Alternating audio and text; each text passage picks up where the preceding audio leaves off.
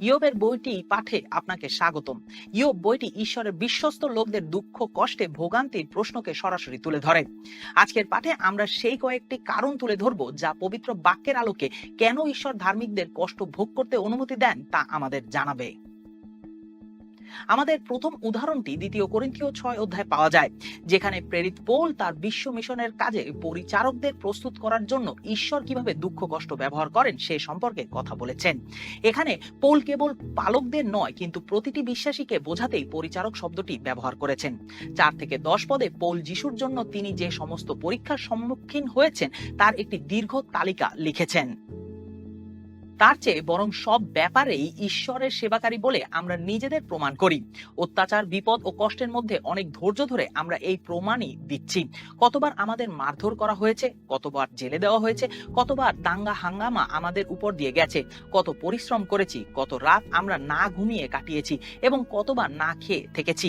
এছাড়া আমাদের খাঁটি জীবন দ্বারা, আমাদের জ্ঞান, সহ্যগুণ ও দয়া দ্বারা, পবিত্র আত্মা দ্বারা, আমাদের খাঁটি ভালোবাসা দ্বারা, সত্যের প্রচার দ্বারা এবং ঈশ্বরের শক্তি দ্বারা আমরা প্রমাণ দিচ্ছি যে আমরা ঈশ্বরের সেবাকারী। আবার 2 হাতে ন্যায়ের অস্ত্র শস্ত্র তুলে নিয়ে আমরা প্রমাণ করি যে আমরা ঈশ্বরের সেবাকারী। লোকে আমাদের সম্মান করুক বা অসম্মান করুক, আমাদের বিষয়ে ভালো বলুক বা মন্দ বলুক, আমরা প্রমাণ করছি যে আমরা ঈশ্বরের সেবাকারী। লোকে আমাদের ঠক বলে, কিন্তু আসলে আমরা সত্যের পথে চলি। লোকে আমাদের চিনতে চায় না, কিন্তু সবাই আমাদের চেনে। আমরা মরবার মতো হচ্ছি, তবুও বেঁচে আছি। আমাদের মারধর করা হচ্ছে, তবুও মেরে ফেলা হচ্ছে না। আমরা অনেক দুঃখ পাচ্ছি, তবুও আমাদের অন্তর সব সময় আনন্দে ভরা। আমরা নিজেরা গরিব, তবুও আমরা অনেককে ধনী করছি। আমাদের কিছুই নেই, তবুও আমরা সব কিছুর অধিকারী। এইভাবেই আমরা প্রমাণ করছি যে আমরা ঈশ্বরের সেবাকারী। কেবল পৌলই খ্রিস্টের জন্য কষ্টভোগ করেননি। প্রকৃতপক্ষে যিশুর বেশিরভাগ শিষ্য সাক্ষ্যমর হিসেবে এই পৃথিবী ত্যাগ করেছেন, অর্থাৎ তারা তাদের বিশ্বাসের কারণে হিংস্র ঘৃণাকারীদের হাতে মারা গেছেন। এই সকল বিশ্বাসীরা ব্যক্তিগতভাবে কষ্টভোগ সম্পর্কে জানতেন। ঈশ্বর আপনাকে এবং আমাকে পরিচারক হিসেবে গড়ে তুলতে চান। তথাপি ঈশ্বরের পরিপক্ক সন্তান হয়ে উঠতে আমাদের সকল ধরনের পরিস্থিতির অভিজ্ঞতা অর্জন করতে হবে। এবং এটা সত্য যে এই পরিস্থিতিগুলোর মধ্যে অনেকগুলোই বেদনাদায়ক। দুঃখ কষ্টের প্রতি আমাদের প্রতিক্রিয়ায় পার্থক্য তৈরি করে। পৌল আমাদের বলেন যে দুঃখ কষ্টের সময় পবিত্রতা, জ্ঞান এবং দয়ার সাথে সাড়া দিতে। পৌল এটি স্পষ্টরূপে স্বীকার করেন যে এই ধরনের প্রতিক্রিয়া সহজ নয়। তাই পৌল আমাদের সেই আত্মিক সম্পদের দিকে নির্দেশ করেন যা বিশ্বাসের সাড়া দেওয়ার জন্য আমাদের ক্ষমতা ও জ্ঞান দেবে। এই মহান সম্পদগুলোর মধ্যে রয়েছে প্রেম, সত্য, ধার্মিকতা এবং অবশ্যই ঈশ্বরের শক্তি ও পবিত্র আত্মা। পৌল বলেন যে আমরা যদি বিশ্বস্ততার সাথে পরীক্ষা সহ্য করি, তাহলে আমরা চিরন্তন আশীর্বাদ পাবো। বিশ্বস্ত দুঃখ ভোগের মাধ্যমে আমরা জীবনের পূর্ণতা পেতে পারি, আনন্দ করতে পারি এবং অন্যদের উৎসাহিত করতে পারি। আমরা কিভাবে প্রতিক্রিয়া জানাই তা আমাদের চারপাশের জগতের কাছে বোধগম্য নাও হতে পারে এবং এতে কোনো সমস্যা নেই। ঈশ্বর আমাদেরকে পরীক্ষার মাধ্যমেও মহান সাক্ষী হতে আহ্বান করেন, যেন বিশ্ব দেখে যে ঈশ্বরের পথেই প্রকৃত শান্তির একমাত্র উপায়। ঈশ্বরের সকল পরিচারকদের গঠনের জন্য দুঃখভোগ একটি অপরিহার্য অংশ হিসেবে প্রমাণিত হয়েছে। যোহন 11 অধ্যায়ে যিশু তার অসুস্থ বন্ধু লাসারকে দেখতে যাওয়ার আগে বেশ কয়েকদিন অপেক্ষা করেন। তিনি ইচ্ছাকৃতভাবে অপেক্ষা করেন এবং সেই সময় লাসার মারা যান। এমন নয় যে যিশু তার বন্ধুদের ভালোবাসেন না বলে যাওয়ার জন্য অপেক্ষা করেন, বরং যিশু আসলে ভালোবাসার কারণেই অপেক্ষা করেন। এর অর্থ কি? অবশেষে যখন যিশু তাদের বাড়িতে পৌঁছান, তখন তিনি তার অনুমতি দেওয়া পরীক্ষা এবং সমস্যার সঠিক প্রতিক্রিয়ার জন্য অপেক্ষা করেন। আসুন এই সুন্দর গল্পটি আরো গভীরভাবে দেখি। অবশেষে যখন যিশু আসেন, তখন লাসারের বোন মার্থা যিশুর সাথে দেখা করবার জন্য তাড়াতাড়ি ছুটে যান। তিনি যোহন 11 অধ্যায় 21 থেকে 22 পদে বলেন, প্রভু, আপনি যদি এখানে থাকতেন তবে আমার ভাই মারা যেত না।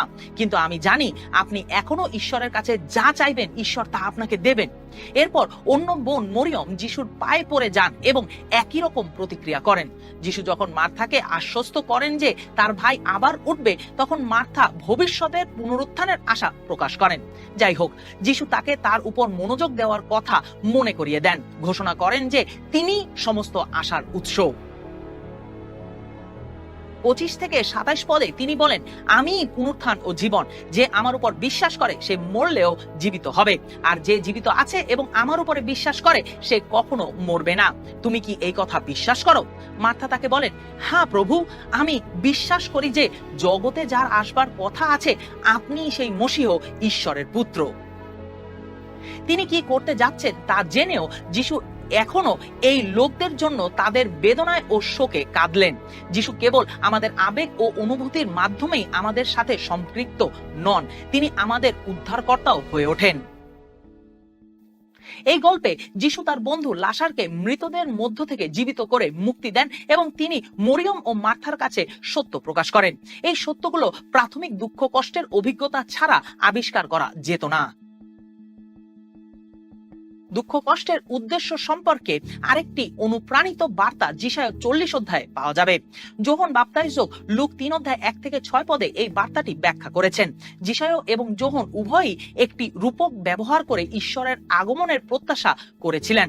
সেই সময় যখন একজন গুরুত্বপূর্ণ ব্যক্তি শহরে আসছিলেন, তখন অনেক কাজ করবার প্রয়োজন ছিল। রাস্তা নির্মাণ ও মেরামতের প্রয়োজন ছিল, পাহাড় সমতল করার প্রয়োজন ছিল, উপত্যকা ভরাট করার প্রয়োজন ছিল, আঁকাবাঁকা জায়গা সোজা করার প্রয়োজন ছিল এবং রুক্ষ জায়গা মসৃণ করার প্রয়োজন ছিল। যেমন করে শ্রমিকেরা শহরে রাজ পরিবারের আগমনের প্রস্তুতি হিসেবে এই কাজগুলো করবে, ঠিক তেমনি মসীহের আগমন ও পৃথিবীতে তার রাজ্য প্রতিষ্ঠার পথ প্রস্তুত করা হচ্ছে। যিশু আমাদের রাজা এবং তিনি আত্মিক রাজপথে পৃথিবীতে আসছেন। তার আগে গর্বের পাহাড় সমান করা হবে, আত্মায় খালি উপত্যকা পবিত্র আত্মায় পূর্ণ হবে, পাপের বাঁকা পথ সোজা করা হবে এবং আমাদের ব্যক্তিত্ব ও স্বভাবের রুক্ষ স্থানগুলো মসৃণ করা হবে। এই সমস্ত কাজ নবীদের দ্বারা করা হচ্ছে, যারা ঈশ্বরের সাক্ষাতের জন্য আত্মাদের প্রস্তুত করছেন। এই রূপকটিকে আর একটি দৃষ্টিকোণ থেকেও দেখতে পারি।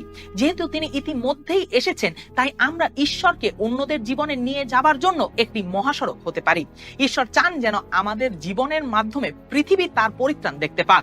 আমাদের প্রতিদিন প্রার্থনা করা উচিত, হে ঈশ্বর, আমার জীবনকে এমন একটি মহাসড়ক বানাও যার উপর দিয়ে তুমি এই জগতে প্রবেশ করো, যেন লোকেরা আমার জীবনের দ্বারা তোমাকে দেখতে পায়।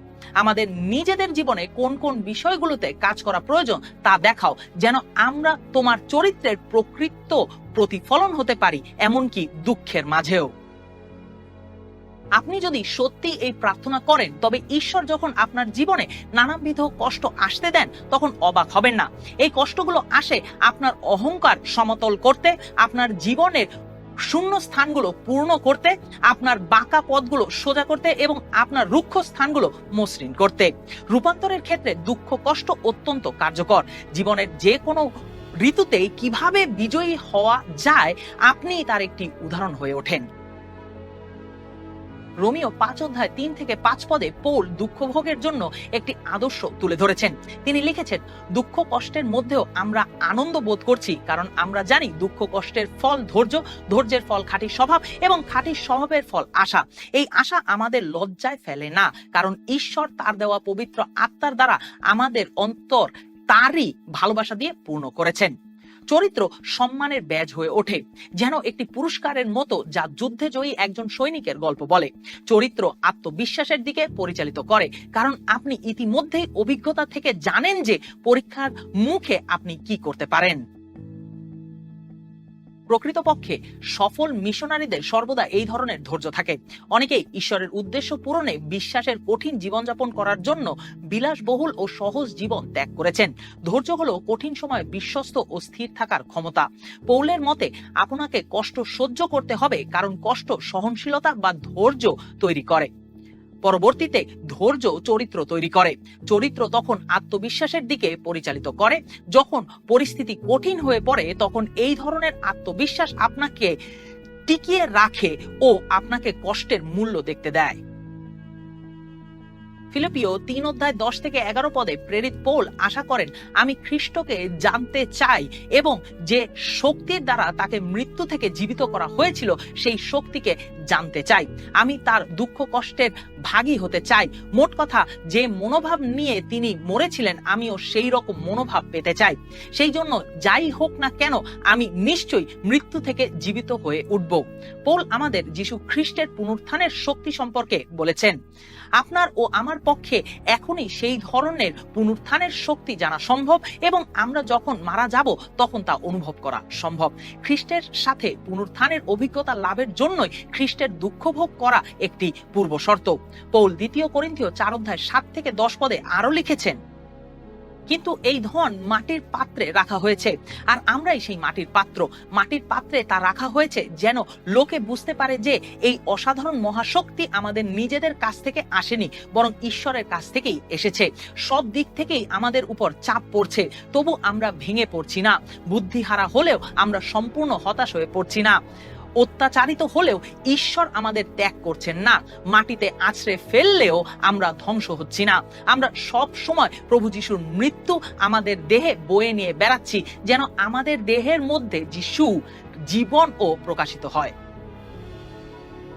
পৌল এখানে রূপক হিসেবে সস্তা পাত্র ও অমূল্য ধন সম্পদ ব্যবহার করেছেন।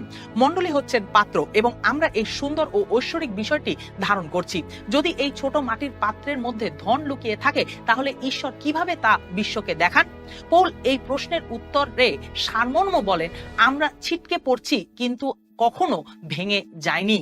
আমরা সর্বদা কষ্ট পাচ্ছি কিন্তু আমরা কখনো হাল ছাড়ছি না। আমরা সংগ্রাম করি এবং পরাজিত হই। আমরা নম্র হই কিন্তু আত্মায় সমৃদ্ধ হই।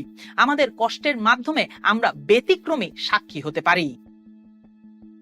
দুঃখ কষ্ট ক্ষণস্থায়ী পার্থিব জিনিসের উপর আমাদের আশা ও নির্ভরতা ভেঙে অনন্তকালের জন্য প্রস্তুত করে। ইব্রিয় 12:26-29 পদ আমাদের বলে যে ভবিষ্যতে ঈশ্বর পৃথিবীকে তুলে নেবেন এবং তিনি এটিকে নাড়াবেন। যখন তিনি এটিকে নাড়াচাড়া করার মধ্য দিয়ে যাবেন তখন এই পৃথিবীতে কেবল বিশ্বস্ত অটল জিনিসই অবশিষ্ট থাকবে। লেখক লিখেছেন, সেই সময় ঈশ্বরের মুখের কথাই জগৎকে নাড়া দিয়েছিল, কিন্তু এখন তিনি এই প্রতিজ্ঞা করেছেন, আমি যে কেবল আর একবার পৃথিবীকে নাড়ব তা নয়, কিন্তু আকাশকেও নাড়ব। আর একবার এই শব্দ দুটি থেকে বোঝা যাচ্ছে যে জিনিসগুলো নাড়ানো যায়, অর্থাৎ যা সৃষ্টি করা হয়েছে তা বাদ দেওয়া হবে, যেন যে জিনিসগুলো নাড়ানো যায় না সেগুলো স্থির থাকে। সেই জন্য যে রাজ্যকে নাড়ানো যায় না, আমরা যখন সেই রাজ্য পেতে যাচ্ছি তখন এসো আমরা ঈশ্বরের কাছে কৃতজ্ঞ হই। তাহলে ঈশ্বর যেভাবে খুশি হন সেইভাবে আমরা ভক্তি ও ভয়ের সঙ্গে তার সেবা করতে পারবো। আমাদের ঈশ্বর ধ্বংসকারী আগুনের মতো। নিজেদেরকে জিজ্ঞাসা করা উচিত, ঈশ্বর যখন এই পৃথিবীকে কাঁপিয়ে দেবেন তখন আমাদের কাছে কি থাকবে? যদি আমরা আমাদের পুরো জীবন ক্ষণস্থায়ী বিষয়গুলো যেমন নিজেদেরকে খুশি করার জন্য ব্যয় করি, তাহলে পবিত্র ঈশ্বর যখন বিচার করতে আসবেন তখন আমরা তার সামনে খালি হাতে দাঁড়িয়ে থাকব। যিশু নিজেই দুঃখ ভোগের আরেকটি কারণ দিয়েছেন। জগৎ ঈশ্বর ও তার পুত্রের প্রতি বিদ্বেষী। অতএব প্রেরিত পৌল 2 তিমথিও 3:12 পদে বলেছেন, আসলে যারা খ্রিস্ট যিশুর সঙ্গে যুক্ত হয়ে ঈশ্বরের প্রতি ভক্তিপূর্ণ জীবন কাটাতে চায় তারা অত্যাচারিত হবেই। পৌল ফিলিপিও বিশ্বাসীদের বলেন যে দুঃখভোগ একটি উপহার, অসাধারণ মনোভাব। এটি এমন একটি উপহার যা খুব কম লোকেই চায় কিন্তু বেশিরভাগেরই প্রয়োজন। ফিলিপিও 1:29 পদে তিনি বলেছেন, তোমাদের দয়া করা হয়েছে যেন তোমরা যে কেবল খ্রিস্টের উপর বিশ্বাস করতে পারো এমন নয়, তার জন্য কষ্টভোগও করতে পারো। এগুলো যেন মথি 5:10-12 পদে যিশুর কথার প্রতিধ্বনি। ঈশ্বরের ইচ্ছা মতো চলতে গিয়ে যারা অত্যাচার সহ্য করে তারা ধন্য, কারণ স্বর্গরাজ্য তাদেরই। তোমরা ধন্য যখন লোকে আমার জন্য তোমাদের অপমান করে ও অত্যাচার করে এবং মিথ্যা করে তোমাদের নামে সব রকম মন্দ কথা বলে। তোমরা আনন্দ করো ও খুশি হইও, কারণ স্বর্গে তোমাদের জন্য মহা পুরস্কার আছে। তোমাদের আগে যে নবীরা ছিলেন লোকে তাদেরও এইভাবে অত্যাচার করত। গালাতীয় 6:7-8 পদে পৌল দুঃখভোগের একটি বিশেষ উপায়ের কথা বলেছেন, যা আমরা সাধারণত শুনতে পছন্দ করি না। তিনি আমাদের বলেন যে কিছু দুঃখভোগ বোকামিপূর্ণ দুঃখভোগ, নিজেদের মূর্খতার কারণে কষ্ট ভোগ করি। আমরা যখন অজ্ঞতার সাথে কাজ করি তখন আমরা নিজেদের উপর এই ধরনের দুঃখ চাপিয়ে দেই। পৌল গালাতীয় বিশ্বাসীদের উদ্দেশ্যে লেখেন, তোমরা ভুল করো না, ঈশ্বরের সঙ্গে তামাশা চলে না, কারণ যে যা বুনবে সে তাই কাটবে। পাপ স্বভাবকে খুশি করবার বীজ বুনলে তা থেকে ধ্বংসের ফসল আসবে, কিন্তু পবিত্র আত্মাকে খুশি করবার বীজ বুনলে তা থেকে অনন্ত জীবনের ফসল আসবে। পরিশেষে বিশ্বাসী হিসেবে আমাদের জীবনের বাগানে ভালো ও মন্দ উভয় বীজই বপন করতে পারি, এবং যেভাবেই হোক আমরা যা বুনবো তাই কাটবো। এটা সত্য যে এই পৃথিবীতে কিছু দুঃখ কষ্ট আমাদের নিজস্ব ভুল ও বিদ্রোহের কারণে ঘটে।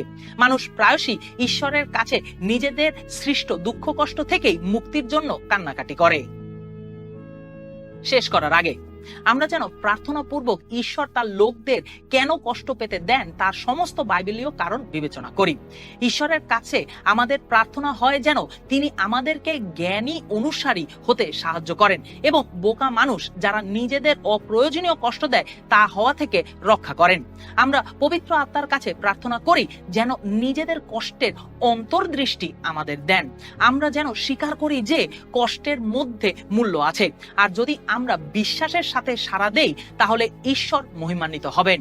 আমরা যেন জানি যে ঈশ্বর আমাদের যে ব্যক্তিতে পরিণত করতে চান তাতে রূপান্তরিত হওয়ার সুযোগ কষ্টের মধ্যেই আছে। সত্যি আমাদের জন্য ঈশ্বরের ভালো পরিকল্পনা আছে। আমরা যেন বিশ্বাসের সাথে সমস্ত পরীক্ষা সহ্য করি এবং আমরা যেন এমন মানুষ হই যারা কষ্টে থাকা লোকদেরকে করুণা ও জ্ঞানের সাথে সাহায্য করে।